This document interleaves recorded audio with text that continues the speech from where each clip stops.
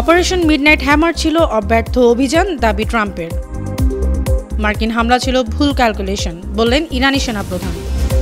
Iran ছাড়লেন আন্তর্জাতিক পরমাণু শক্তি সংস্থার পরিদর্শকরা। যুক্তরাষ্ট্র ইউক্রেনকে অস্ত্র সহায়তা বন্ধ করেনি, জানালেন ইতালির প্রধানমন্ত্রী। যৌথভাবে অস্ত্র উৎপাদন করবে যুক্তরাষ্ট্র ইউক্রেন, বললেন ইউক্রেনের প্রেসিডেন্ট। বিতর্কিত ওয়ান বিগ বিউটিফুল বিলে স্বাক্ষর করলেন ট্রাম্প। টেক্সাসে আকস্মিক বন্যায় 24 জনের মৃত্যু, নিখোঁজ 25 জন। প্যালেস্টাইন অ্যাকশনকে সন্ত্রাসী গোষ্ঠী হিসেবে ঘোষণা, প্রতিবাদে যুক্তরাজ্যে বিক্ষোভ। গাজায় নিজেদের গুলিতে ইসরায়েলের 31 সেনা নিহত। ডোনাল্ড ট্রাম্পের অভিবাসন পরিকল্পনা বৈষম্যমূলক, মন্তব্য মেক্সিকোর প্রেসিডেন্টের। ভারতীয় প্রধানমন্ত্রী নরেন্দ্র মোদীকে আর্জেন্টিনায় অভ্যর্থনা জানালো ভারতীয় প্রবাসীরা।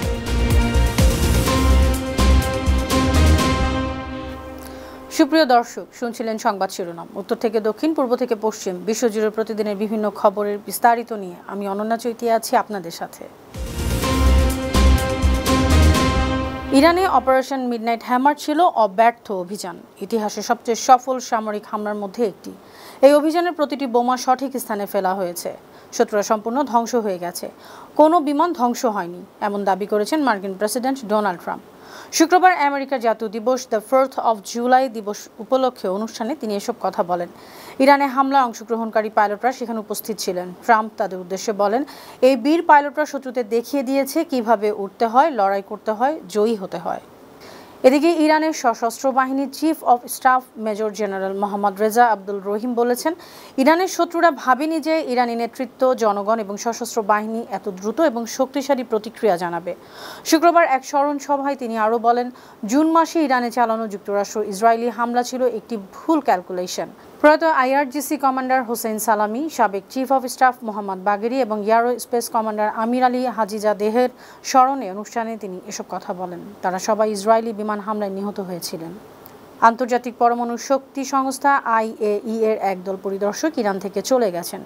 ইসরায়েল ও যুক্তরাষ্ট্রের সঙ্গে সাম্প্রতিক সংঘাতকে কেন্দ্র করে ইরান IAEA এর সঙ্গে সহযোগিতার সম্পর্ক স্থগিত করার পর দেশটি ছাড়লেন তারা। গতকাল শুক্রবার সামাজিক যোগাযোগ মাধ্যম এক্সে বিবৃতি দিয়ে IAEA বলেছে, তাদের কর্মীরা অস্ট্রিয়ার ভিয়েনায় সংস্থার প্রধান কার্যালয়ে ফিরে যাবেন। IAEA এর মহাপরিচালক রাফায়েল গ্রোসি বলেছেন, আবারও পর্যবেক্ষণ ও যাচাই শুরু করতে ইরানের সঙ্গে দ্রুত আলোচনা শুরু জরুরি। বিতর্কিত ওয়ান বিগ বিউটিফুল বিলে স্বাক্ষর করেছেন যুক্তরাষ্ট্রের president Donald Trump. 4 July white হাউসে জমকালো অনুষ্ঠানে একে সবচেয়ে সুন্দর বিল বলেও আখ্যা দেন তিনি। এই বিলে উচ্চ আয়ের ব্যক্তিদের জন্য কর ছাড়, মেডিকেইড ও স্ন্যাপে বাজেট ছাঁটাই ও প্রতিরক্ষা খাতে বরাদ্দ বাড়ানো হয়েছে। ডেমোক্র্যাট নেতা হেকিম জেফ্রিস বিলটির বিরুদ্ধে হাউসের রেকর্ড 8 ঘন্টা 44 মিনিট বক্তব্য রাখেন। জবাবে ট্রাম্প বলেছেন, তিনি শুধু কথা বললেন, বিলের সমালোচনা করতে পারলেন না। ইতালির প্রধানমন্ত্রী জর্জিয়া মেলোনি বলেছেন, যুক্তরাষ্ট্র ইউক্রেনকে অস্ত্র সহায়তা বন্ধ করেনি। আকাশ প্রতিরক্ষা ব্যবস্থার সহায়তায় মার্কিন অবস্থানে ইতিবাচক পরিবর্তন এসেছে। শুক্রবার রোমে সংবাদ সম্মেলনে তিনি আরও বলেন, যুক্তরাষ্ট্র ইউক্রেন থেকে মুখ ফিরিয়ে নিচ্ছে এমন খবর সঠিক নয়। মেলোনি জানান, প্রেসিডেন্ট জেলেনস্কি ও প্রেসিডেন্ট ট্রাম্পের ফোন আলাপ হয়েছে। তিনি নিজেও ট্রাম্পের সঙ্গে কথা বলেছেন। ইতিবাচক অগ্রগতি হবে। তিনি আরও বলেন, রাশিয়ার বিরুদ্ধে ইউরোপ নিষেধাজ্ঞা কড়াকড়ি করেছে। আমেরিকাও এই প্রক্রিয়া যোগ দেবে বলে আশাবাদ জানান তিনি। এদিকে ইউক্রেনের প্রেসিডেন্ট ভলোদিমির জেলেনস্কি জানিয়েছে, যুক্তরাষ্ট্রের প্রেসিডেন্ট ডোনাল্ড ট্রাম্পের সঙ্গে যৌথ অস্ত্র উৎপাদন নিয়ে আলোচনা হয়েছে। শুক্রবারের ভাষণে তিনি আরও জানান, যুক্তরাষ্ট্র ইউক্রেন রাজি হয়েছে, দুই দেশের প্রতিনিধিরা আকাশ প্রতিরক্ষা শক্তি বাড়ানোর ব্যাপারে কাজ করবে। যৌথ উৎপাদন আমাদের প্রয়োজন, আমেরিকারও প্রয়োজন। তিনি আরও জানান, ইউক্রেন ও ডেনমার্ক যৌথভাবে অস্ত্র উৎপাদনের একটি চুক্তিতে স্বাক্ষর করেছে। এটি নিরাপত্তা ও বিনিয়োগ গুরুত্বপূর্ণ বলে উল্লেখ করেন জেলেনস্কি। গাজায় চলমান অভিযানে নিজেদের মধ্যে ভুলবশত ছোড়া গুলিতে ইসরায়েলের 31 সেনা নিহত হয়েছেন।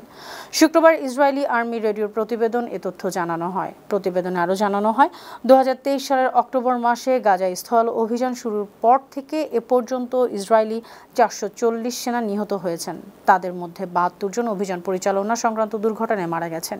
ইসরায়েলের সামরিক বাহিনীর দেওয়া তথ্য অনুযায়ী 2023 সালের 7 অক্টোবর গাজা যুদ্ধ শুরু হওয়ার পর এই সংঘাতে এখন পর্যন্ত ইসরায়েলি 882 সেনা নিহত হয়েছেন। এর মধ্যে স্থল অভিযানে 440 জন নিহত হয়েছেন। টানা ভারী বৃষ্টিতে যুক্তরাষ্ট্রের টেক্সাসের গুয়াদালুপে নদীর পানি বেড়ে আকস্মিক বন্যায় 24 জন মারা গেছেন। নিখোঁজ আছেন একটি গ্রীষ্মকালীন ক্যাম্পে থাকা 25 জন মেয়ে শিশু। শুক্রবার স্থানীয় সময় ভোর রাতে কার কাউন্টিতে হঠাৎ বন্যা শুরু হয়। কর্মকর্তারা জানান তখন সবাই ঘুমিয়েছিল আর খুব অল্প সময়ে নদীর পানি বিপদসীমার অনেক উপরে উঠে যায়, ফলে আগাম সতর্কতা দেওয়ার সুযোগ পাওয়া যায়নি। গ্রীষ্মকালীন ক্যাম্পটি ক্যাম্প মিস্টিক নামে পরিচিত। সেখানে প্রায় 750 জন মেয়ে শিশু ছিল। তাদের মধ্যে অধিকাংশকেই নিরাপদে সরিয়ে নেওয়া হয়েছে। প্যালেস্টাইন অ্যাকশন সংগঠনকে সন্ত্রাসী গোষ্ঠী হিসেবে ঘোষণা করায় শুক্রবার লন্ডনের রয়্যাল কোর্টস অফ জাস্টিসের বাইরে বিক্ষোভ হয়েছে। এ সময় পুলিশের সঙ্গে বিক্ষোভকারীদের সংঘর্ষ হয়। বেশ কয়েকজনকে আটক করে পুলিশ। প্যালেস্টাইন অ্যাকশনের মুখপাত্র ম্যাক্স গেলার বলেন, তাদের সংগঠন নিষিদ্ধ হলে শত শত মানুষ প্রতিবাদ করবে। মানুষ এই গণহত্যার শেষ চায়। উজবেকিস্তান যুক্তরাজ্যের সাবেক রাষ্ট্রদূত ক্রেগ মারে এই বিক্ষোভে যোগ দিয়েছেন। তিনি বলেছেন, এই নিষেধাজ্ঞার কারণে প্যালেস্টাইন অ্যাকশনের সমর্থকদের পুলিশ হয়রানি করতে পারবে, বিনা পরোয়ানায় গ্রেফতার করতে পারবে।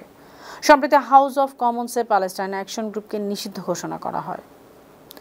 মার্কিন প্রেসিডেন্ট ডোনাল্ড ট্রাম্পের অভিবাসন পরিকল্পনাকে বৈষম্যমূলক উল্লেখ করে বলেছেন মেক্সিকোর প্রেসিডেন্ট ক্লাউডিয়া শেইনবাউম।